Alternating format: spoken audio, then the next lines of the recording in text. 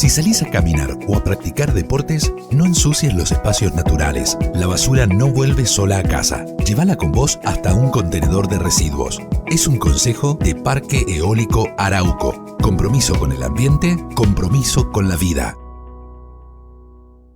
Shell Argentina auspicia este programa. Probá Viaggio Expresso, el café 100% natural en cápsulas compatibles. Comprá online en tiendaviaggio.com.ar. Con envío a todo el país o en su boutique ubicada en Salguero 2626 Palermo. Viaggio Expresso, el verdadero sabor del buen café. El Banco Provincia tiene una nueva app Cuenta DNI con la que podés mandarle plata a quien quieras, hacer transferencias a otros bancos, pagar en comercios. Una app muy práctica para esta época en donde tenemos que quedarnos en casa. Solo hay que bajarse la app en el celu y abrir una cuenta gratuita o vincular la que ya tenés sin moverte de tu casa. Es muy rápido, fácil y seguro. Quédate en casa. Usa Cuenta DNI de Banco Provincia.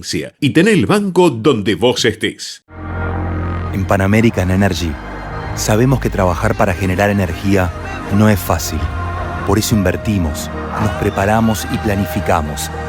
Porque hacer las cosas bien es la mejor manera de hacerlas. ¿Sabías que Voi es la primera low cost de combustible y que tendrá más de 100 estaciones a lo largo del país? Ya abrió en Once, Junín, Tandil, Realicó, Azul y Chipoleti. El futuro llegó con energía posible, accesible y de todos. Para más información, ingresa a www.voiconenergia.com.ar o envía un mail a info@voiconenergia.com.ar. Voy con energía. En Edenor estamos siempre cuando el país nos necesita, poniendo nuestra mejor energía. Más de 2.700 técnicos trabajan cada día en la vía pública para que tengas luz siempre. Edenor, es tu energía, la mejor energía argentina. ¿Tenés que hacer trámites en Metrogas? No concurras a las oficinas comerciales y realizalos de manera online a través de nuestro canal de WhatsApp al 11 31 80 22 22 o ingresando a nuestra oficina virtual en metrogas.com.ar. Consulta tu saldo, informa la lectura de tu medidor, descarga y paga tu factura de una manera ágil y segura. Cuidarnos es responsabilidad de todos. Metrogas, damos calor.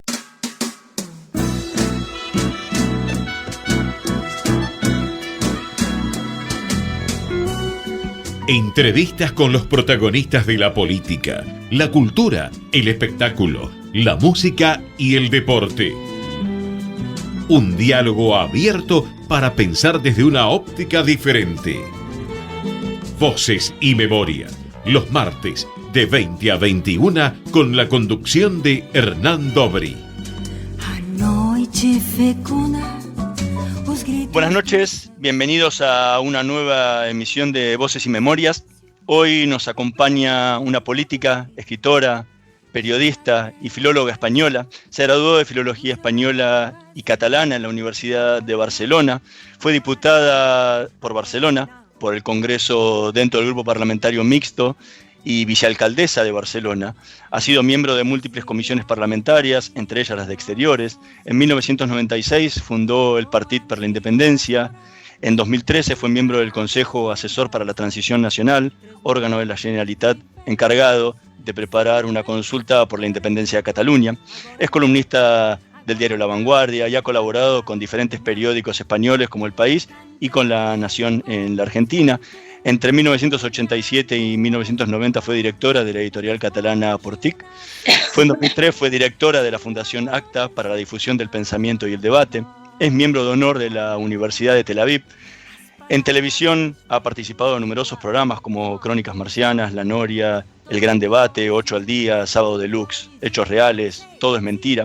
Entre algunos de sus numerosos libros voy a decir los que están en castellano porque para no mal pronunciar el catalán: Color de Verano, Mujer Liberada, Hombre Cabreado, Cartas a mi hijo adoptado, Historia de Hada, A favor de Israel, Atrapados en la discordia, Conversaciones sobre el conflicto Israel-Palestina, La máscara del rey Arturo, La República Islámica de España, Basta, Mariona, Rosas de cenizas, SOS Cristianos.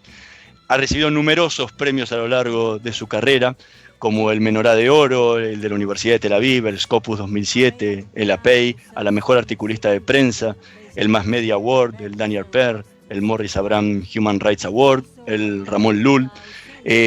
Hoy nos tomamos un café con Pilar Rahola. Pilar, muchísimas gracias por acompañarnos en esta noche de Voces y Memorias. Encantada de estar con vosotros. Espero tener voz y algo de memoria.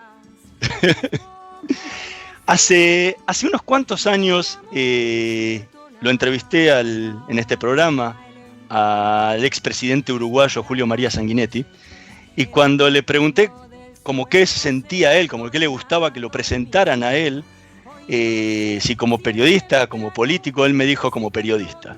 O sea, nunca dejé de ser periodista y siempre extraño ese olor de las redacciones que tanto me acompañó durante toda la vida, más allá de todo lo importante después que hizo como político. En tu caso, ¿cómo te gusta definirte? Porque también sos escritora, has sido política y periodista. Bueno, yo creo que la política siempre es un verbo transitivo, es decir, no lo eres, estás, como mucho, y pasas por ella, ¿no? Yo, por tanto, política nunca me lo imaginaría. En un momento de mi vida consideré que el servicio público formaba parte, por las causas en las que creía, de mi vida, que me la complicó muchísimo, no volvería, y además ha habido muchos intentos de que volviera a la política, la verdad, cosa que agradezco mucho, y la última vez, en la última candidatura a la alcaldía de Barcelona, insistían mucho que me presentara, pero ese barco pasó porque no me interesa nada. Me gusta mucho más observar la realidad, amasarla, tocarla, moverla, preguntarla, analizarla, de manera que si me tuviera que definir, bueno, fíjate, en mi cuenta de Instagram me preguntan, solo te permite poner una cosa. Y cuando fui a buscar el ítem para ponerlo, me salió escritora. En realidad es lo que soy. Después de 25 libros, debo ser escritora, ¿no? Pero en realidad sí, yo creo que soy sobre todo observadora. Me siento como muy humildemente como un personaje del Renacimiento, que de golpe en medio de una gran situación de crisis, de cambio de valores, de cambio de paradigma, los renacentistas miraban el mundo y se hacían preguntas, ¿no? Esa sería quizá mi ubicación, mi lugar en el mundo, ¿no? Y en el epitafio siempre pondría algo del estilo, estuvo aquí, y miró, no sé, ama de casa también al final, porque somos tantas cosas, sobre todo las mujeres. Recién decías lo de la política, sin embargo estuviste bastante involucrada en todos estos últimos años en lo que fue el proceso de independentista de Cataluña. ¿Eso te trajo algún problema que decidiste dejar la política? No. Yo cuando me he implicado con todo el proceso, sobre todo el derecho a poder decidir los catalanes nuestro futuro, por tanto el derecho a hacer un referéndum democrático en un Estado en principio democrático, me impliqué sin estar en política. Lo que ocurre es cuando estás en los medios de comunicación, tienes opinión, tienes liderazgo, tienes sobre todo enemigos, que eso es lo que te curte de verdad, quiere decir que significas algo, pues en realidad sí que es evidente que estaba implicada políticamente, pero no desde el punto de vista profesional. En todo caso, desde el punto de vista de la complicidad, y cuando fíjate que, por ejemplo, algunas de las comisiones asesoras que has nombrado eran sin ningún tipo de sueldo, justamente para dejar muy claro que estábamos colaborando voluntariamente en un proceso democrático que era importante. Hombre, la verdad yo abrazo algunas causas que para mí son muy importantes y que teóricamente alguna de ellas ni tan solo me correspondería, ¿no? Por ejemplo, yo toda mi vida ya estoy implicada en la lucha contra el antisemitismo y no soy judía, o la lucha por una mirada veraz y como mínimo equilibrada del conflicto de Israel con el mundo árabe, cuando yo no soy israelí. No soy un toro, como es evidente, y soy una luchadora antitaurina. Y soy una mujer que en la vida ha pisado fuerte y bueno, ha sufrido como todas, digamos, el estigma de ser mujer, pero lo he llevado muy bien. Pero en cambio me preocupan las mujeres esclavas del mundo. Es decir, y dentro de este paquete que en realidad tiene que ver con los derechos civiles y los derechos fundamentales, el derecho de los pueblos a decidir su destino, y especialmente el mío, mi pueblo, es un pueblo milenario, Cataluña tiene más de 1000 años de historia, Nuestro presidente actual es el 158, creo, o sea que venimos de lejos. Somos catalanes mucho antes de pertenecer al Estado español. Pues esa es una lucha que no es que me apuntara al final del recorrido, es que desde que nací, desde que estábamos bajo la dictadura de Franco, siempre luché por mi país. En eso, lo cual no significa que estés en contra de España, sino que estás a favor de poder organizar tu vida y tu soberanía. Bueno, tenemos más o menos la misma 38.000 kilómetros cuadrados, los mismos que Suiza, más o menos la misma población que Israel, somos más que los suecos, que los daneses, etcétera. Por tanto, claro que Cataluña puede ser una nación soberana. Y es que además con España no nos va nada bien. Pero ¿qué le voy a contar a un argentino cuando le estoy viendo a una española? Yo si quiero le regalo a toda la familia real entera, a todo el teatro de la Zarzuela, que ahí hay mucho teatro, lo envío directamente a Buenos Aires. Pero es muy pesado estar bajo ese yugo, déjame decirlo así. De manera que no, yo desde siempre he estado implicada con la independencia de mi país. No con la independencia, porque esa es la decisión del pueblo, con el derecho a preguntarle al pueblo y a votar. Ese es el concepto democrático, es lo importante. Pero nos cayó la del pulpo, nos cayó la policía, la represión, la justicia. Bueno, los caballeros españoles cuando se suben al caballo son muy salvajes. ¿En qué momento de tu vida fue el que decidiste involucrarte en política activamente, ¿no? La verdad es que nunca. Yo desde siempre, yo era una enamorada, era y soy una enamorada de la literatura. Estudié filología en las dos carreras. Primero hice filología hispánica y luego hice catalana, por tanto 2 años más de estudios. Y porque me apasionaba la literatura, porque dentro de la filología me especialicé en literatura, ¿eh? De manera que mi manera de entender el mundo a veces tenía más que ver con leer una buena novela que con leer un libro de historia. Es decir, conoces más el pueblo ruso con Tolstoy que con un libro de historia. La literatura a veces es un bisturí que abre en canal las circunstancias en las que los pueblos viven y sufren, ¿no?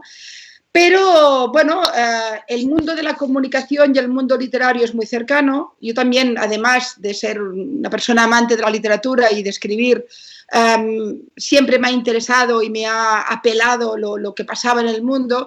Entonces empecé a escribir en El País, muy jovencita. De ahí me animaron a ir a una televisión a hacer también crónica política. Empecé a tener liderazgo social. Ese liderazgo de golpe se convierte en una vitamina para los partidos políticos y me empezaron a venir a buscar. Dije que no en su momento al partido de Jordi Pujol, el que fue muchos años presidente de la Generalitat, porque no acababa de verlo. Pero cuando me vinieron los locos republicanos, pensé, ¿por qué no ir a Madrid, al Parlamento español, una antitaurina en un país taurino, una mujer en un país machista, una republicana en una monarquía? Me pareció tan fácil que pensé, pues ahí me meto, y me metí de lleno. Pero en la política, si me permites, viví lo mejor, la lucha por unos ideales, y lo peor, las miserias internas por el poder, las guerras caínitas. Buah, eso de verdad que no volvería ni loca. Ese mundo es un mundo de mucha mediocridad y de muchas puñaladas, digamos, que yo ya tengo muchas, pero las que me busco, ¿no? Las que no sabría dónde vienen, ¿no? Ahora, yo creo mucho en la política. Yo creo que quienes hacen el paso de convertirse en servidores públicos son gente muy importante. El problema es que está tan descalificado por la cantidad de abusos que ha habido que al final los buenos no van a la política, o una parte, y los que van se queman muchísimo. En tus comienzos te formaste parte de partidos de izquierda, pero en muchas entrevistas te escuché decir que hoy sos una libre pensadora, que no te gusta encasillarte en ningún sector. ¿Qué te decepcionó de esa izquierda? ¿O cómo fue que evolucionó tu pensamiento desde ese pensamiento original a tu actualidad? Bueno, la verdad es que yo creo que siempre fui ecléptica, siempre fui un amante de la duda, o en todo caso nunca fui dogmática. Fíjate que en la universidad, a finales del franquismo, cuando muere Franco, yo estoy en primero de carrera, pues ya en ese momento yo nunca milité en ningún partido comunista, que era lo normal en la época, y más bien yo me movía en movimientos libertarios. Es decir, mis lecturas no eran Marx, eran Malatesta o Kropotkin o Bakunin. De manera que yo, todo lo que era el pensamiento más dogmático de la izquierda, siempre me parecía un punto religioso, me preocupaba, ¿no? Tenía la impresión de que ahí no tenía cabida la libertad de pensamiento, la disidencia, la pelea dialéctica, ¿no?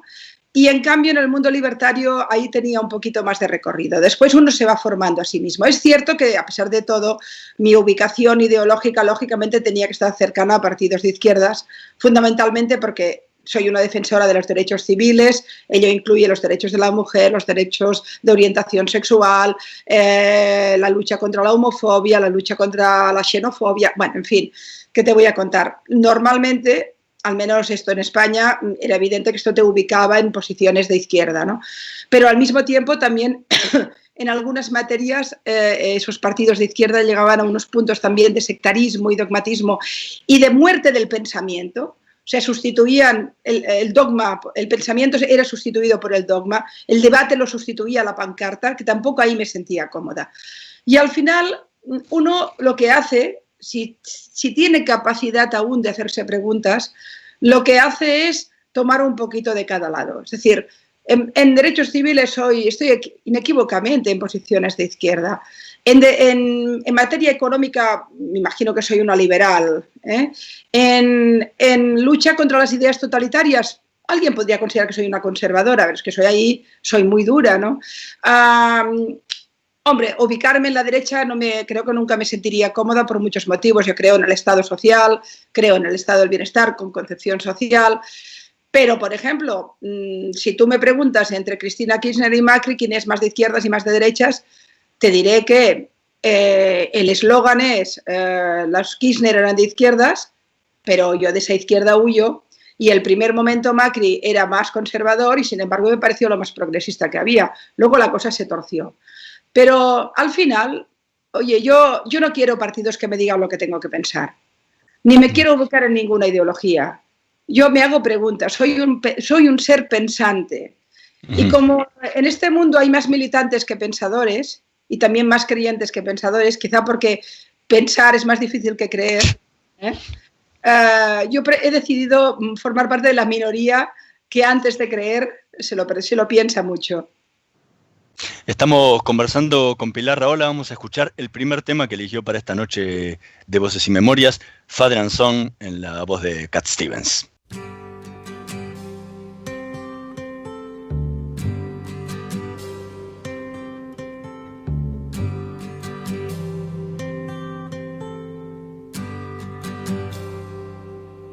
It's not time to make a change, just relax, take it easy. You're still young, that's your fault. There's so much you have to know. Find a girl, settle down. If you want, you can marry. Look at me, I am old, but I'm happy. I was once like you are now, and I know that it's not easy to be calm when you found something going on. But take your time, think a lot. Why, think of everything you've got, for you will still be here tomorrow, but your dreams may not. Era Father and Son en la voz de Cat Stevens, tema que eligió Pilar Rahola para esta noche de Voces y Memorias. ¿Por qué este tema? ¿Por qué te gusta este tema? Porque es una belleza de confrontación generacional, ¿no? Es el padre que le dice, siéntate, cásate, sé feliz, mírame a mí, yo ya soy mayor, pero hice lo que tenía que hacer. Y en cambio el hijo le dice, away, no me voy lejos. Un poco es la búsqueda de tu propio camino. A mí lo que me gustaba de esa canción, que es mucho de la época, tiene un puntito hippie, post-hippie quizás, pero tiene un punto, digamos, de rebelión generacional. pero en realidad lo que había es esa convicción de que tu vida contaba, que tu vida no estaba marcada por unas tradiciones o por unas pautas que venían marcadas, sino que tomabas tus decisiones, ¿no? Y esa canción siempre, aparte de que Cat Stevens la cantaba maravillosamente, y a mí me llegó en una época donde yo me sentía así, rebelde, con causa, de manera que sí, y se quedó en mi vida. Las canciones, hay de muy bellas que no se quedan, y hay de quizás más normales que de golpe se te quedaron en la piel y ya no las dejas. Esta además es bonita, además es una gran canción, ¿no?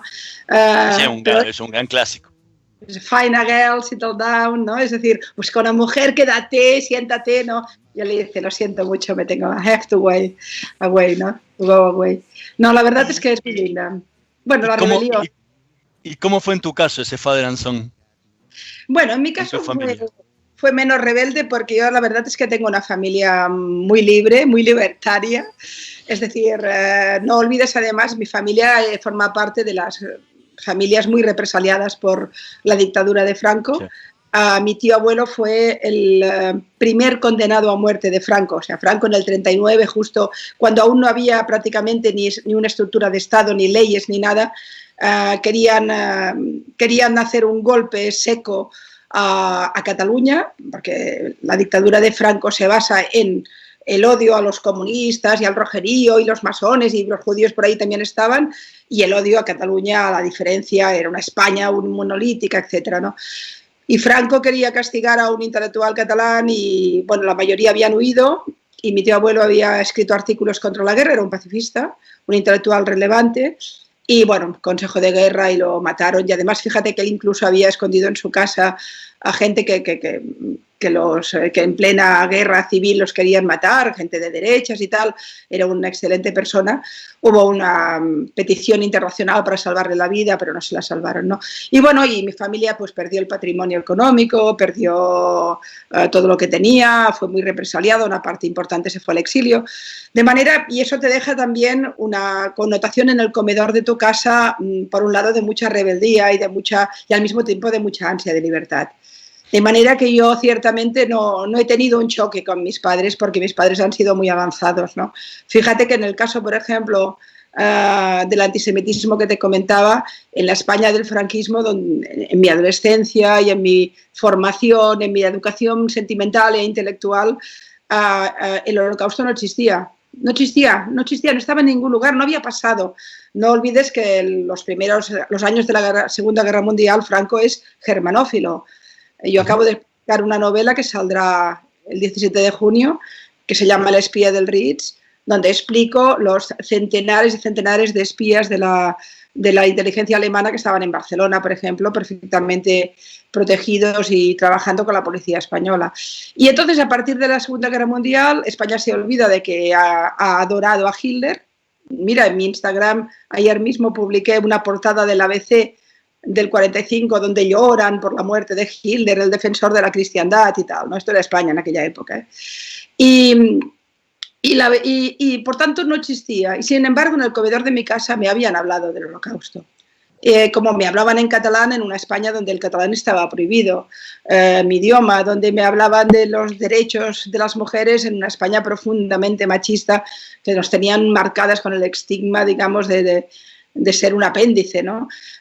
De manera que no, en realidad, claro que tuve mi confrontación generacional. Por ejemplo, yo me metía en líos políticos contra Franco y mis papás no lo sabían, y mi madre, una vez que se enteró porque hubo un problema que casi me coge la policía, pues entonces me armó un Cristo y tal.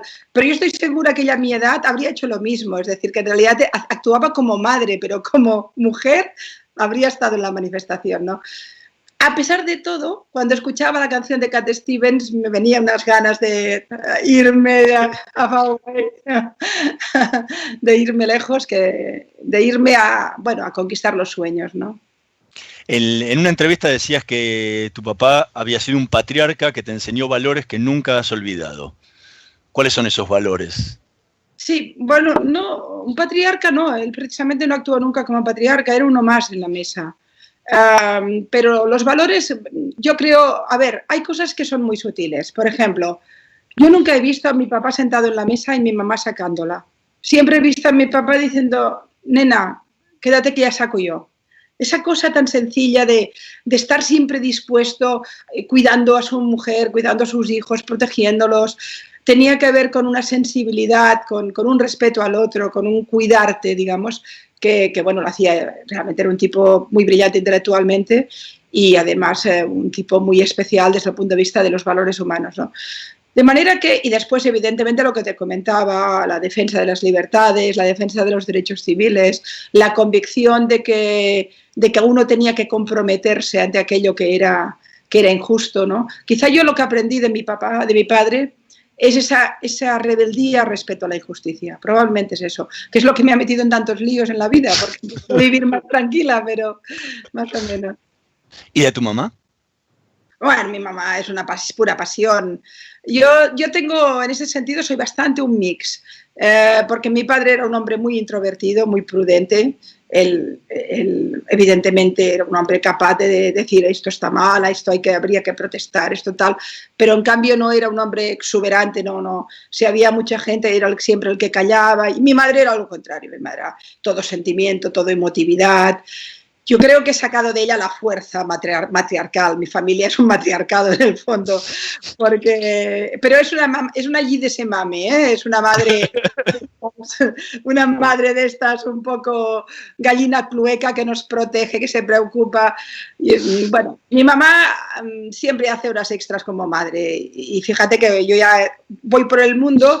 Y acabo de hablar con ella hace un ratito y me estaba diciendo, bueno, pero ya te estás cuidando, ya está, no sé qué. Buf, esa cosa de la protección que te devuelve un poco a la infancia, ¿no? Bueno, en realidad todos los que hemos tenido padres buena gente y protectores y que nos han querido, infancias felices, explicamos el mismo relato. No creo que los míos sean diferentes a tantos otros. Por eso soy también muy sensible ante esos niños criados en familias infelices, porque no me imagino la vida sin esa infancia. Fíjate que en medio de una dictadura y en medio de tanto dolor y mi familia que había sufrido, como tantos otros, no me quiero poner, pero bueno, formábamos parte de las familias de la represión y sin embargo el comedor de mi casa era un comedor feliz. Siempre lo fue. Y como madre, ¿qué es lo que le transmitís o que buscas transmitirle a tus hijos? Bueno, yo soy una madre caótica, pobres. No sé qué es lo que les cayó, porque, claro, fíjate, por ejemplo, ahora tengo 2 nietos, porque en medio de la pandemia he tenido a uno, que aún no lo he podido ver, porque aún estamos en regiones sanitarias diferentes y no me puedo mover. Pero claro, el nieto mayor, que ya tiene 5 años, yo soy la abuela de la televisión. Y en cambio, evidentemente ya hacemos para cada semana tenerlo, pero bueno, en realidad no soy como esas abuelas que están todo el día. ¿Quién está con mis nietos? Mi mamá, la bisabuela. En ese sentido tenemos suerte de que la generación... Y con los hijos pasa un poco lo mismo. Yo siempre he sido una madre muy, muy implicada en mis trabajos. En las épocas, por ejemplo, que yo era parlamentaria en Madrid y vicealcaldesa en Barcelona, imagínate la locura, y además en medio de ese proceso me separé y me quedé yo los niños, con lo cual era todo como muy loco. Tengo que decirte, sin embargo, que nunca dejé de ejercer como madre. Y eso para mí es quizá el aporte que les he dado. Demostrar que uno puede ser un profesional, que puede tener un cierto éxito o tener proyección o jugar fuerte en la vida, y además estar allí siempre que tocaba. Quizá de otra manera, quizá yo no he tenido la constancia de otras madres porque realmente he tenido mucha movida en mi vida, pero nunca he fallado cuando ha tocado. Es decir, la calidad siempre ha sido muy intensa. Yo era capaz de volver de Madrid a Barcelona en el último avión de las 12 de la noche, llegar a Barcelona casi a las 2 de la mañana y encontrarme a mi hija adolescente con la típica crisis sentimental y quedarme hasta la hora que tocaba ayudándola, y después igual me tenía que levantar a las 6 o las 7.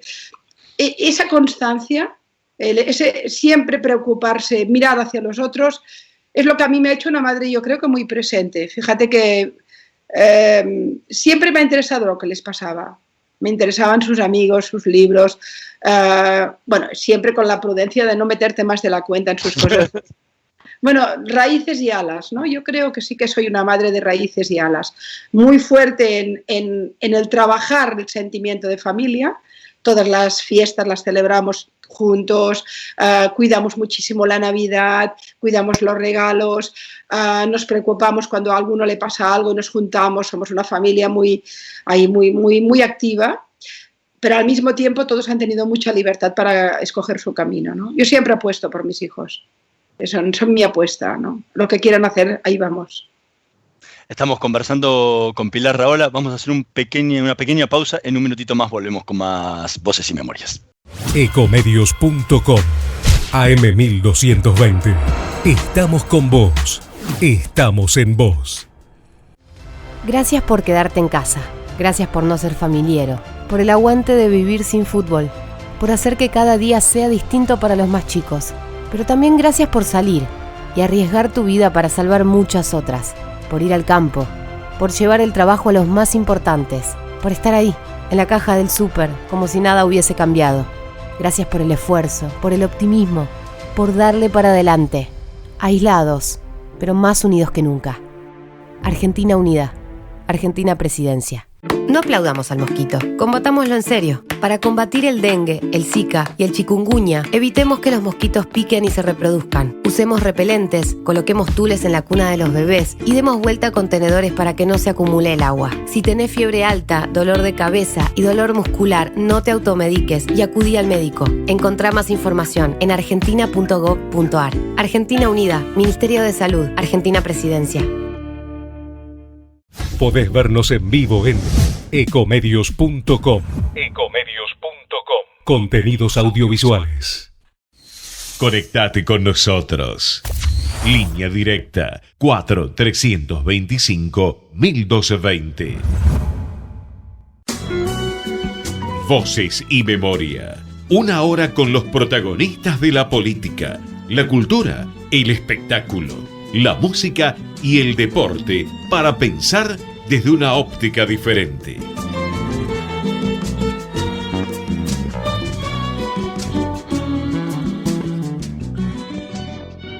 Seguimos conversando con Pilar Rahola en esta noche de Voces y Memorias.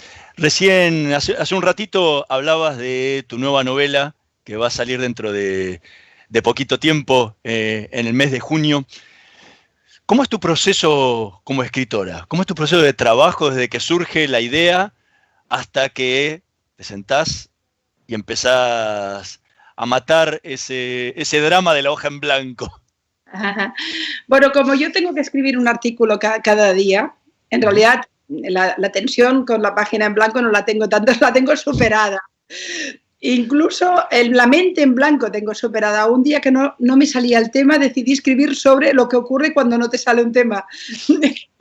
Al final uno encuentra la manera de comunicarlo todo, ¿no? Pero es evidente que a mí escribir, yo soy muy feliz escribiendo. Para mí la escritura es un paraíso personal, un solitario. Es mi rinconcito en el mundo, ¿no?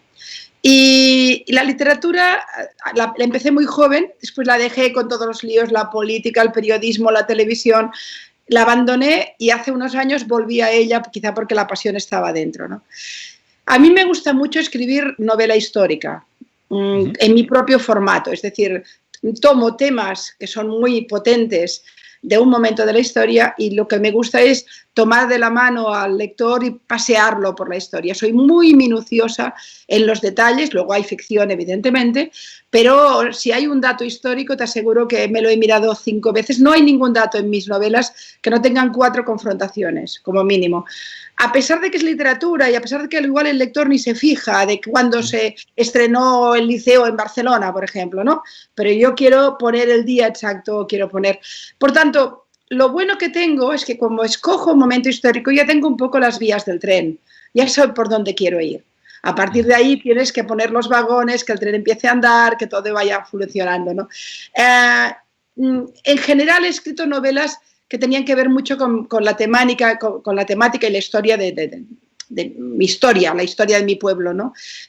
Por ejemplo, pues tengo una novela sobre la guerra civil, sobre las previas a la guerra civil española, tengo una novela sobre el siglo XIX en Cataluña, en Barcelona, una Barcelona que hervía, la Barcelona que hizo la primera huelga general en toda España y de las primeras en toda Europa. Bueno, era la época en que decían que Barcelona era la ciudad con más barricadas del mundo, una Barcelona efervescente, además nos llegaban todas las mieles de la Revolución Francesa, era una zona republicana, liberal, con una España que estaba recuperando la Inquisición, que era reaccionaria, cavernaria, unos reyes, unos borbones terroríficos. Ese choque, digamos, entre el mundo liberal y el mundo tan reaccionario forma parte de algunas de mis novelas. La última que publiqué, que ganó el premio Ramon Llull, que es el más importante aquí en literatura catalana, trataba sobre la Semana Trágica de Barcelona, que fue unas huelgas que hubo en Barcelona en 1909 y que hicieron explotar la ciudad hasta el punto que se quemaron iglesias, bueno, una revolución muy potente. Pues eso es un poco lo que voy haciendo, tomo un tema y recorro. Claro, la última novela, El espía del Ritz, que es un tema internacional, he huido de la historia propia y he ido un poco a la historia más global. Era una historia que yo ya conocía y se te queda en la mente y un día la querrás explicar, que es la historia de unos músicos judíos que escaparon el día que entraba Hitler en París, consiguen escapar de París y después de mucho recorrido, no te explicaré toda la historia porque es... pero consiguen ir escapándose de todas las persecuciones, no se apuntan a ninguna lista y al final, cuando están a punto de ser detenidos, pasan a pie los Pirineos, las montañas, y consiguen llegar escapándose de la Gestapo, escapándose, en fin, de todo Dios, consiguen llegar hasta Barcelona. Y solo te cuento esto, tenían un papelito que les había dado un republicano catalán que ponía y que les dijo, mira, llegar a Barcelona, ir al Hotel Ritz y pedir por el director del Hotel Ritz y les dais este papel. Y unos tipos sin documentación, evadidos, que podían detenerlos en cualquier momento, que no hablaban ningún idioma excepto el francés y quizá algo de yiddish, porque eran de origen ruso, consiguen llegar escapándose de todo al Ritz y en el papelito ponía, haz por estos músicos lo que yo hice por ti en la Guerra Civil Española. Y el director del Ritz, que era un falangista, que evidentemente era un fascista, pero no era una mala persona, los acoge. Y se convirtieron en la orquesta del Ritz. Durante muchos años fueron muy famosos en Barcelona, pero mientras tocaban en el Ritz, donde estaba toda la comandancia alemana, estaban todos los jefes del espionaje y del espionaje alemán y también del espionaje italiano, ellos trabajaban para la resistencia francesa a través del consulado francés.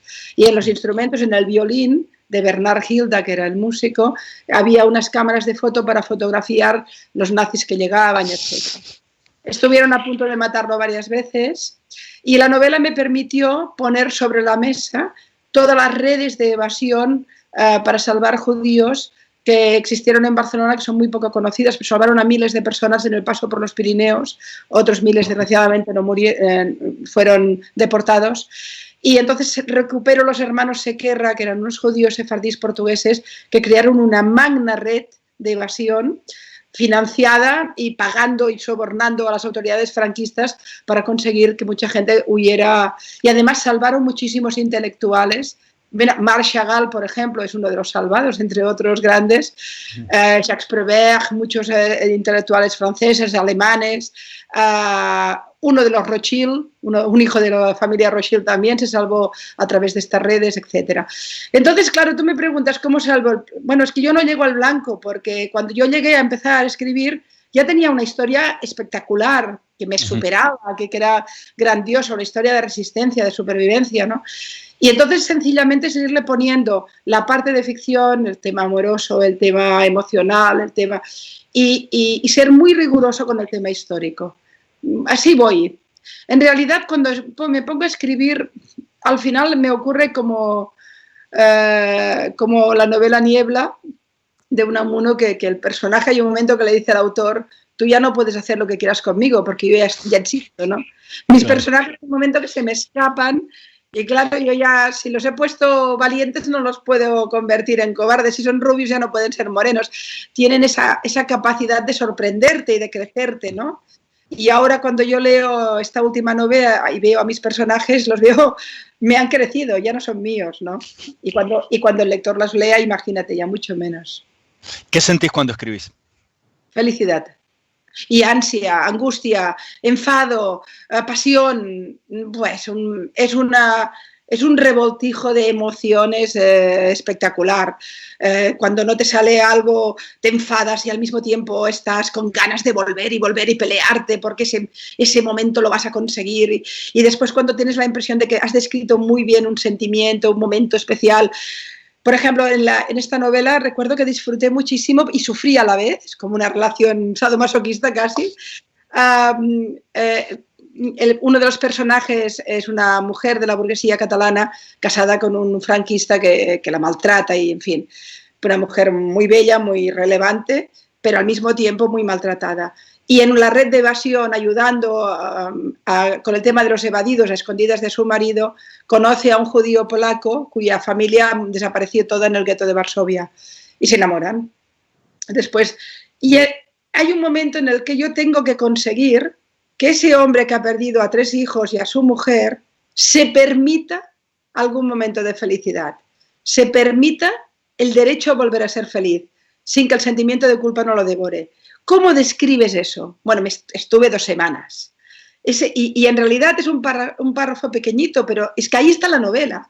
Es decir, si yo fallo en explicar ese tránsito tan delicado de alguien que con tanto dolor interior hay un momento en que da un beso porque ya se atreve a darlo, bueno, pues eso fue una pelea terrible, pero también fue una sensación de éxito, de esplendor, de lo tengo, lo creo, y cuando luego lo lees a alguien de la familia y dices, ¿cómo lo ves? Y ves que ha funcionado, que finalmente lo conseguiste, pues eres muy feliz. A mí, escribir, si no tuviéramos tantos líos en el mundo, Israel viviera en paz, no mataran a los toros, Cataluña fuera independiente, en la Argentina no hubiera corruptos, yo qué sé, pues igual solo escribiría, pero no me dejan, hay más cosas. ¿Qué sentís cuando pones el punto final de la novela? ¿Cómo se terminó? ¿La entregaste? Los escritores nunca tenemos un final. Pues hay algo para un escritor, si alguien nos escucha que le guste escribir o quiera empezar, que sepa que hay algo que nos cuesta mucho de entender, que es que no existe el final, porque en la vida tampoco hay finales, todo tiene una continuidad. Entonces, cuando tú estás escribiendo, tienes la tentación de estar eternamente instalada en ese final. Nunca es bueno, nunca es bueno. Siempre hay algo más, ¿no? Pero quizá me falta esto, y entonces tienes que aprender a ser un cirujano. Hay un momento que cortas y dices, ahí se quedó. Cuando yo tengo ese punto preciso de cortar, me siento liberada. Y el primer momento es de liberación. Y después tengo una nostalgia horrorosa. Porque he estado 2-3 años metida de lleno, peleándome con unos personajes, sufriendo con ellos, disfrutando con ellos, viviendo con ellos, y se me van, se fueron, no necesitan, ¿no? Es una sensación extraña. ¿Y relees tus textos después de publicados? Soy un desastre. Mira, nunca me veo en una entrevista. Después de haberla hecho, nunca me vuelvo a ver. Nunca. No guardo fotos. Suerte que mi familia guarda, porque si no, nunca tendría fotos. En eso soy alguien... No estoy nada pegada al pasado. Siempre estoy viviendo muy en el presente. Y en las novelas, de vez en cuando... tomo alguno de mis libros y abro al azar y leo un párrafo. Entonces veo que suena bien, que me gusta cómo quedó y me siento bien. Pero no soy mucho de releer, la verdad. De releerme, no. Uh-huh. Y además soy olvidadiza, es decir, a veces me he encontrado que he releído algo y no me acordaba que había escrito eso y me siento muy bien. Es como si me descubriera. Antes hablabas también de tu faceta de periodista. ¿En qué momento surgió esa idea de ser periodista y por qué? Bueno, la verdad es que yo siempre tuve el lío entre si hacía filología porque me gustaba la literatura o hacía periodismo porque me gustaba el periodismo, que eran mis 2 grandes pasiones. De hecho, con 9 años ya quería ser periodista. Pero en aquella época no había la facultad de periodismo en Barcelona, era filosofía y letras, estaba todo mezclado. Y al final me decanté por la literatura, pero en realidad nada más salir de la universidad ya empecé a hacer periodismo, con lo cual estuve implicada inmediatamente, quizá porque la pasión también era muy fuerte, ¿no? Bueno, es aquello que te comentaba del sentido de la observación. Yo no solo, yo soy un poco como el espejo de Stendhal, ¿no? Llevo un espejo que va mirando al mundo, pero no solo lo observo, además me implico. Y ese mirar y implicarse, el periodismo tiene mucho de eso, el periodismo veraz. No solo te cuenta lo que pasa, se implica en intentar buscar la verdad y mostrártela, ¿no?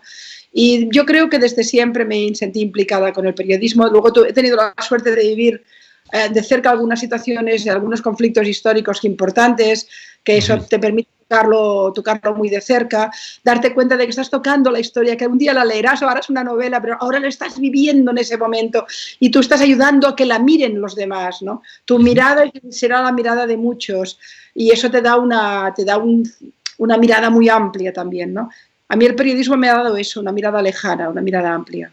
A pesar de que el periodismo está muy tocado, y hay mucha mirada pequeña y estrecha, a pesar de eso. Pero a mí no, a mí me la da larga, me la da lejana. ¿Cómo veías el periodismo cuando arrancaste y comenzaste a ejercer la profesión? ¿Y cómo lo ves hoy, después de tantos años de experiencia? Mira, yo creo que el mundo de Internet nos ha hecho un gran favor y al mismo tiempo una mala jugada. Probablemente, como todo en la vida, todos los avances tecnológicos son el yin y el yang, te dan y te quitan, ¿no? Es evidente que yo me acuerdo que, por ejemplo, en la guerra de los Balcanes, que estuve en varias ocasiones en zona de guerra, porque no he sido nunca reportera de guerra, pero he estado haciendo reportajes de guerra. O sea, no me puedo considerar una reportera de guerra porque es la gente que sepa todos los conflictos, que ha hecho de corresponsal, pero a mí sí que me enviaron a varios conflictos para hacer una mirada distinta, o la mirada de crítica, o un reportaje largo, un 60 minutos o un 30 minutos, eso sí que lo he hecho. Y yo recuerdo, por ejemplo, que en la guerra de los Balcanes estábamos cerca de una ciudad llamada Vukovar, que fue terriblemente masacrada, estuvo más de un mes siendo bombardeada por los serbios, la última ciudad croata, y estaba totalmente tomada por los paramilitares serbios, los Chetniks. Era muy complicado llegar, nosotros conseguimos entrar. Y yo tenía que pasar las crónicas para El País en esa época. Y el reportaje era para televisión, pero los artículos eran para El País y escribía sobre lo que estaba viviendo.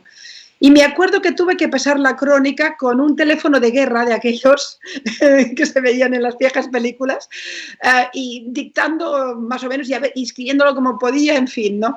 Claro, ni el fax, es decir, pasábamos... No, ni el fax que te cuento. Claro, de golpe ahora, oye, el móvil, Internet, las redes sociales, todo el mundo ahora tiene mirada de periodista porque cualquier conflicto que pasa al lado de tu casa, haces un tuit y estás informando, ¿no? Y a veces informando muy precisamente, con mucha rigor y a veces no tanto, ¿no? Pero, claro, la diferencia más importante del periodismo de hace unos años al de ahora es que toda la tecnología que nos ha caído encima también nos ha facilitado la comunicación, nos ha facilitado la tecnología, nos ha salvado en muchos sentidos. Al mismo tiempo, también ha facilitado la mentira, la tergiversación y la manipulación. Es decir, lo que ocurre en la red, no sé aún por qué extraño mecanismo mental, la gente lo cree que es verdad. Sí. Es más, la gente cree más un tuit hoy en día que un artículo en un periódico. Los periódicos mienten, vete a saber. Pero un periódico, incluso aunque tenga una mirada sesgada, un periódico tiene un equipo de redacción, hay unas carreras profesionales detrás, hay un consejo de administración, hay un consejo de redacción. Hay unos pruritos que no puedes pasar según que no puedes hacerlo si no es mínimamente veraz. Hay unos filtros y a pesar de eso te pueden estar mintiendo, sin duda. Pero en un tuit no hay nada. En un tuit no hay nada. Hay un tipo que dice esto es así. Y de golpe ese tuit se convierte en algo más veraz, quizá por esa mentalidad un poco antisistema que todos tenemos incrustada, ¿no? De manera que, sin ninguna duda, las redes sociales sobre todo, y el mundo globalmente de Internet, ha facilitado que tú y yo nos estemos comunicando extraordinariamente ahora, pero también dos yihadistas se están comunicando. Claro. Y como me dijo alguien en un congreso sobre terrorismo, que sabes que son temas que me tienen muy ocupada, el mundo en el que vivimos es Goebbels con Internet. Solo tengo que contarte que los dos líderes de opinión más importantes de la red de Twitter, los oficiales, no la red oscura, ni no los... Son 2 líderes yihadistas que tienen millones de seguidores en la red. Y eso no lo teníamos. Era bueno y era malo. Es decir, era malo porque no nos facilitaba las cosas, no podía haber una mundialización de la comunicación, pero también la maldad, el mal en el peor sentido, las ideas totalitarias, las ideas más sesgadas, las mentiras globalmente, todo tiene también más amplificación. Claro. Y entonces, además, es muy difícil combatir una mentira en Internet. Yo he llegado a tener, evidentemente, en las guerras en las que estoy, muy a menudo tengo descalificaciones, tengo críticas, algunas críticas son evidentemente correctas, pero otras son mentira. Yo me acuerdo haber llevado a los tribunales un tipo que mintió sobre algo mío y era muy flagrante y muy claro, gané el juicio, lo hice todo, pero en la red continúa la mentira, no la sacas. Y mañana alguien lo mirará y dirá, mira esta, no, yo que sí, hoy he pasado por todo el trámite democrático de un Estado de Derecho, lo llevé a los tribunales, se lo comió, lo perdió, en fin, es igual, ahí está. Es decir, bueno, en mi caso no me importa porque los que tenemos proyección pública tenemos que tener la piel dura y sabemos que, en fin, de vez en cuando no miras a Google y ya está, te olvidas. Y con el conflicto entre Cataluña y España, bueno, a mí me han dado, no puedes imaginar. Se han acordado de mi madre cada día, ¿no? Y justamente no dicen verdades de ti, más bien dicen barbaridades. Pero a mí lo que me preocupa es que, por ejemplo, hoy en día tú puedes encontrar un libro tan perverso y malvado que justificó la base de todo el antisemitismo de corte nazi, que fue Los protocolos de los sabios de Sion, te lo encuentras sin ningún problema en webs. Yo para el libro Basta, que trata sobre el fenómeno del islamismo radical, y para la República Islámica de España, estuve buscando un libro muy importante, La Yihad Global, de uno de los grandes líderes ideológicos del yihadismo, y me lo encontré entero, 1000 páginas en Internet. Entero. Y de hecho, los propios terroristas utilizan la red sin ningún tipo de problemas. A veces les cierran unas, pero abren otras sin ningún... no sé si recuerdas el atentado que hubo, por ejemplo, en el maratón de Boston, uno de los primeros atentados de esa nueva oleada de atentados terroristas, que lo que buscaba no era matar a un uniformado, a un policía, a alguien significado, sino crear el caos en la población, matar en un centro deportivo, matar en una discoteca, es crear el terror, ¿no? Bueno, pues los 2 hermanos chechenos que pusieron la bomba en el maratón de Boston sacaron la receta para hacer la bomba de una revista que pertenecía a Al Qaeda, cuyo artículo decía cómo hacer una bomba en la cocina de tu madre. Ese es el título del artículo. Yo lo encontré, ese artículo. Y estos lo encontraron y hicieron la bomba. Esto también es Internet, es el mundo en el que vivimos. Al mismo tiempo, yo puedo estar diciendo esto a más gente de la que lo diría si no tuviera Internet. Y también nos vacunamos, nos autodefendemos. Y luego el periodismo en el momento actual, lo que ha hecho también la red es algo que a mí me preocupa especialmente. Los grandes conflictos bélicos, antes solo se atrevían a escribir los que sabían mucho. Habían leído, habían viajado, conocían el conflicto, buscabas al experto. Hoy en día tienes Wikipedia. Cualquier becario de una redacción, oye, que ha habido una bomba en Kashmir, Kashmir, a ver qué pone. Y ya está, y ahí lo tienes, ¿no? Y eso sí que tiene un punto de frivolidad. Yo creo que hacemos un periodismo fast food, de comida rápida, pero en la que hay más McDonald's que entrecot argentino, digamos. Has recibido numerosas amenazas, insultos, te han dicho de todo por tus opiniones. ¿En algún momento pensaste decir, bueno, basta, largo todo esto y me dedico solamente a la literatura y se acabó? Cada día. Cada día me pregunto, ¿qué hago yo en este lío? Como dice una canción de mi país, ¿qué hace una chica como tú en un sitio como este, no? Yo sería muy feliz solo escribiendo, inventando mis historias, mis personajes, rescatando momentos históricos y personajes históricos y dándoles un poco de brillo, ¿no? De manera que... Pero el mundo me apela, tengo hijos, tengo nietos, tengo gente que me importa, el mundo me importa. Y yo sería incapaz de vivir a espaldas de los problemas que soy capaz de ver. Si no los viera, pero los veo. Si no tuviera opinión, pero la tengo. Si no quisiera implicarme, pero me implico. Es que soy como el escorpión, va en la naturaleza. La fábula del escorpión y la rana, pues me pasa a mí, va en mi naturaleza, ¿no? De manera que bueno, que sí que a veces te cansas. Las amenazas son pesaditas, es decir, ha habido, en muchas épocas de mi vida he tenido que ir con protección policial y eso me cansaba mucho, la verdad, ahí sí que la verdad que es pesado. Y luego he tenido momentos de mucha rabia, en los que, por ejemplo, cuando mataron a Nisman, yo había hablado con él 2 días antes, le tenía una estima profunda, cada vez que venía a Argentina hablábamos largo y tendido, me había llamado, estaba viajando por España y había hablado con él poco antes de morir, antes de que lo mataran, perdona, porque eso no se murió, lo mataron. Y en ese momento yo recordé una frase que durante unas semanas me persiguió mucho. Un día estábamos merendando en el Hotel Alvear, él había venido a verme, quiero verte, yo iba como loca porque cuando vengo a Argentina me mareáis, una barbaridad y casi no tenía tiempo de nada. Y Alberto me dijo, quiero explicarte no sé qué tal, bueno, quedamos. Y en un momento determinado estaba ya con todo el lío de la acusación contra la presidenta y con todo el tema de Irán, y etcétera, etcétera. Estaba muy enfadado, muy dolido de la enorme vergüenza que todo aquello representaba.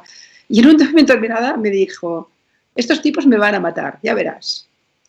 Esa frase la decimos mucho los que nos dedicamos a este tema. Un día estos te van a matar, porque al final cuando tocas temas de terrorismo, temas de, en fin, pues es una idea que alguna vez se te pasa por la cabeza, ¿no? Pero no le di ninguna importancia, pero claro, es que al cabo de poco lo mataban. Y de golpe esa frase me creció en el cerebro, me creció en el corazón, me angustió. Y durante un tiempo ahí fue de esos días que dije, me siento cansada, ¿no? Pero luego empecé a luchar para que alguien recordara que lo habían matado, o sea que no, me duró poco. No, ya voy a ser una abuelita con 1000 años, con una Pamela y trencitas luchando, yo qué sé por qué. Voy a estar, no tengo remedio. Pilar Rahola, muchísimas gracias por habernos acompañado esta noche en Voces y Memorias. Gracias a vosotros y a ti especialmente. Y al cámara. Nosotros nos vamos a reencontrar la próxima semana en la operación técnica Carlos Heinze y Gerardo Subirana. En la edición Javier Martínez. Nos vemos la próxima semana. Chao. Parque Eólico Arauco, 100% eficiente, inteligente y renovable. Cuidamos la salud del planeta generando energía limpia en franca lucha contra el cambio climático. Parque Eólico Arauco, conquistando la fuerza del viento. Shell Argentina auspició este programa. Probá Viaggio Expresso, el café 100% natural en cápsulas compatibles. Comprá online en tiendaviaggio.com.ar. Con envío a todo el país o en su boutique ubicada en Salguero 2626 Palermo. Viaggio Expresso, el verdadero sabor del buen café. El Banco Provincia tiene una nueva app Cuenta DNI con la que podés mandarle plata a quien quieras, hacer transferencias a otros bancos, pagar en comercios. Una app muy práctica para esta época en donde tenemos que quedarnos en casa. Solo hay que bajarse la app en el celu y abrir una cuenta gratuita o vincular la que ya tenés sin moverte de tu casa. Es muy rápido, fácil y seguro. Quédate en casa. Usa Cuenta DNI de Banco Provincia y ten el banco donde vos estés. En Pan American Energy sabemos que trabajar para generar energía no es fácil. Por eso invertimos, nos preparamos y planificamos. Porque hacer las cosas bien es la mejor manera de hacerlas. ¿Sabías que Voi es la primera low cost de combustible y que tendrá más de 100 estaciones a lo largo del país? Ya abrió en Once, Junín, Tandil, Realicó, Azul y Chipoleti. El futuro llegó con energía posible, accesible y de todos. Para más información, ingresa a www.voiconenergia.com.ar o envía un mail a info@voiconenergia.com.ar. Voy con energía. En Edenor estamos siempre cuando el país nos necesita, poniendo nuestra mejor energía. Más de 2.700 técnicos trabajan cada día en la vía pública para que tengas luz siempre.